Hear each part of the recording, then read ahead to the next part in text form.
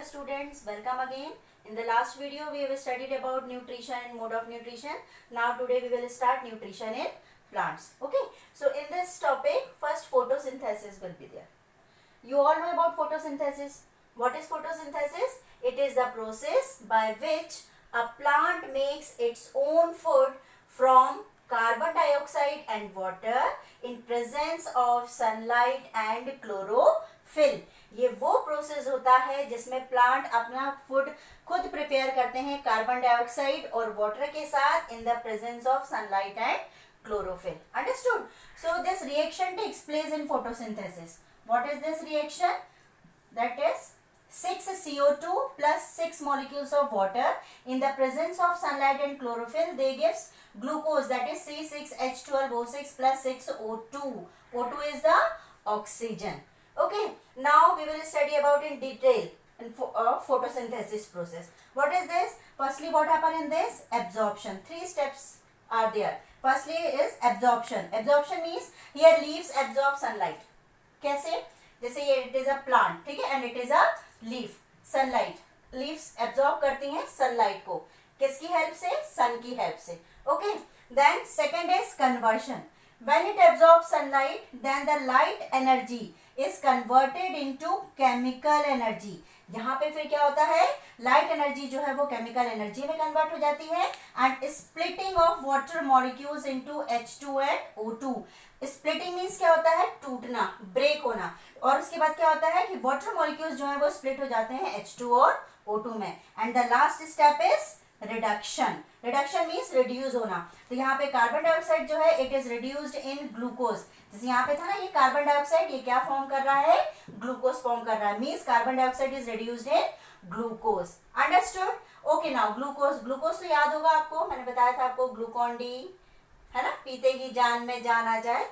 So that is a carbohydrate. What is a glucose? It is a carbohydrate. Okay, जितना glucose plant store कर लेते हैं बाकी क्या होता है? वो बच जाता है. ठीक है, so that is stored in the form of starch. वो ग्लूकोज किस फॉर्म में स्टोर होता है? फिर स्टार्च के फॉर्म में. And starch it is also a carbohydrate.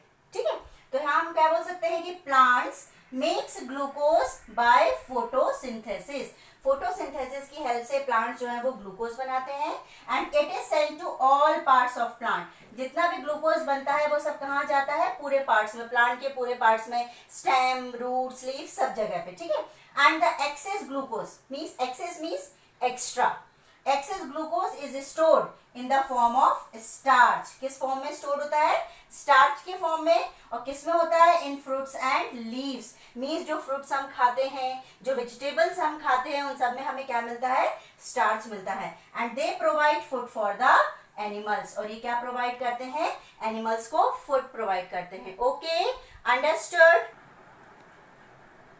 Okay, now structure of leaf. Okay, see here the diagram I have made the structure of leaf. When we see the structure of leaf in a microscope, then we can see the different parts. Like this uppermost layer. This uppermost layer it is called the cuticle, and this layer they are called the epidermis. See these dots like structures are present. They are called chloroplast, and where it is present in the mesophyll cell. And here downside also the cuticle is present, and this is also the epidermis. Okay, now so first what is there here? Cuticle. Cuticle. What is the function of this? It is a protective layer. ये क्या होती है? Protective layer होती है. ठीक है, कैसे protect करती है? ये प्लांट्स को प्रोटेक्ट करती है.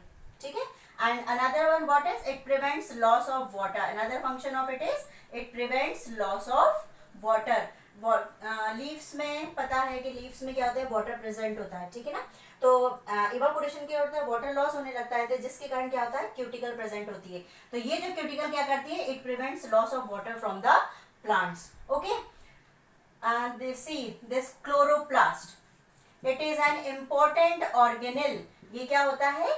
एक इम्पोर्टेंट ऑर्गेनेल होता है. ठीक है, and present in mesophyll sales. कहाँ प्रेजेंट होता है? मेसोफिल सेल्स में प्रेजेंट होता है, where photosynthesis takes place. यहीं पे ही फोटोसिंथेसिस का प्रोसेस जो है वो होता है. ठीक है, what is chloroplast? It is an important organelle present in mesophyll place where photosynthesis takes place. ठीक है, जब हम इसको माइक्रोस्कोप में देखते हैं ना तो ये ग्रीन कलर के ऐसे डॉट लाइक स्ट्रक्चर दिखाई देते हैं। कैसे दिखाई देते हैं? Green dot like structure, and these green dot like structure are only known as chloroplast and they are present in mesophyll cells. ठीक है, क्लोरोप्लास्ट, इस क्लोरोप्लास्ट में क्लोरोफिल प्रेजेंट होता है। Have you heard about chlorophyll? Yes, what is chlorophyll? It is a green pigment. ये क्या होता है? It is a green pigment. किसमें हेल्प करता है? Helps in the process of photosynthesis. And what is photosynthesis? Photosynthesis is a process by which a plant makes its own food from carbon dioxide and water in the presence of sunlight and chlorophyll. Okay, now here one more structure. एक और structure यहाँ दिखाई दे रहा है, pores like structures होते हैं। ठीक है, इनको हम क्या बोलते हैं? स्टोमेटा। स्टोमेटा क्या होते हैं? They are the tiny pores. क्या होते हैं? टाइनी। टाइनी मीन्स होते हैं small. They are the tiny pores present on the surface of leaves. कहाँ प्रेजेंट होते हैं ये? लीव्स के सरफेस पे प्रेजेंट होते हैं। ठीक है, what are the functions of stomata? What is the function of stomata? Means it helps in exchange of gases. किस किस में हेल्प करता है? गैसियस एक्सचेंज में। Second, helps in transpiration. Okay, here one more word name, that is transpiration. What is transpiration? It is the loss of water from the parts of the plant. ठीक है, plant के part से जो water का loss होता है that is known as transpiration. तो इसमें कौन हेल्प करता है? स्टोमेटा हेल्प करता है। It helps in transpiration also. Okay, understood?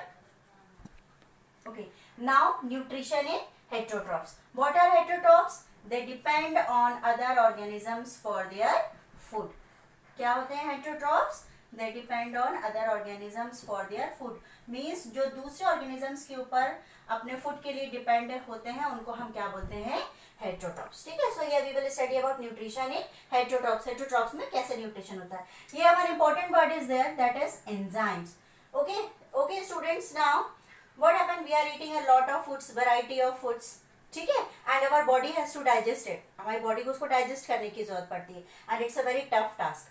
So in our body different organs are present and they are secreting a juice like substances. वो क्या करते हैं? juice like substances secrete करते हैं, जिसके कारण क्या होता है? ये food जो है, जो भी हम different types के food eat करते हैं वो सब क्या हो जाते हैं? digest हो जाते हैं। और ये जो juice like substances हमारी body secrete करती है, they are known as enzymes. उनको हम क्या बोलते हैं? enzymes. When they are secreting, when they are mixing with the enzymes, what happen? Biochemical reactions takes place. ठीक, बायोकेमिकल रिएक्शंस होती है। उसके बाद क्या होता है कि जो कॉम्प्लेक्स मॉलिक्यूल्स होते हैं, जो कॉम्प्लेक्स फूड मॉलिक्यूल्स होते हैं, after the reaction complex food molecules convert into simpler ones. किस में कन्वर्ट हो जाते हैं? सिंपलर वंस में कन्वर्ट हो जाते हैं, सिंपल फॉर्म में कन्वर्ट हो जाते हैं। दैट्स इसलिए हमारी जो बॉडी है वो उसको इजिली डाइजेस्ट कर लेती है। तो यहाँ पे हम एंजाइम्स की डेफिनेशन क्या लिखेंगे कि enzymes are the juice like substances secreted by organs. किससे secrete होता है? organ से, in living organisms which act as a biocatalyst in the biochemical reactions inside the body. enzymes क्या होते हैं? juice like substances होते हैं जो secrete होते हैं organ से, in living organisms में act करते हैं biocatalyst की तरह biochemical reactions में inside the body. Okay, understood? nutrition in amoeba. ठीक है, what is amoeba? It is an unicellular organism. ये क्या होता है? यूनिसेलुलर ऑर्गेनिज्म होता है। ठीक है, लास्ट वीडियो में मैंने बताया था ना कि यूनिसेलुलर ऑर्गेनिजम्स का क्या होता है कि जो इनके सिंगल सेल होते हैं, मींस इनमें सिंगल सेल प्रेजेंट होता है। इनके सिंगल सेल जो है वो पूरी बॉडी फंक्शंस को कंट्रोल करते हैं। जितने भी बॉडी फंक्शंस होते हैं वो होते हैं with the help of single cell only. ठीक है, now here we will study about nutrition in amoeba. अब अमीबा में न्यूट्रिशन कैसे होता है? ठीक है, see the structure. Here it is the structure of an amoeba. ठीक, this is nucleus, these are the pseudopodia. ये जो outgrowth होती है, ठीक ना, this outgrowth इसको हम क्या बोलते हैं? pseudopodia. They are the finger like extensions. क्या होते हैं ये? finger like extensions होते हैं on the surface of amoeba. amoeba के surface पे finger like extensions present होते हैं। ठीक, this is the food particle. क्या होता है, जैसे फूड पार्टिकल अमीबा के पास आता है तो अमीबा क्या करता है, with the help of pseudopodia, pseudopodia की हेल्प से अमीबा क्या करता है, फूड पार्टिकल को कैप्चर करता है, ठीक है, और क्या फॉर्म करता है, फूड वैक्यूल फॉर्म करता है, ठीक। एंड ये जो प्रोसेस होता है फूड को कैप्चर करने का और फूड वैक्यूल को फॉर्म करने का, that process is known as ingestion. इस प्रोसेस को हम क्या बोलते हैं, इंजेशन प्रोसेस बोलते हैं, ठीक है। इसके बाद क्या होता है, यहाँ पे आया, ठीक है। नेक्स्ट अब क्या हुआ, फूड को कैप्चर कर लिया, फूड वैक्यूल फॉर्म हो गई।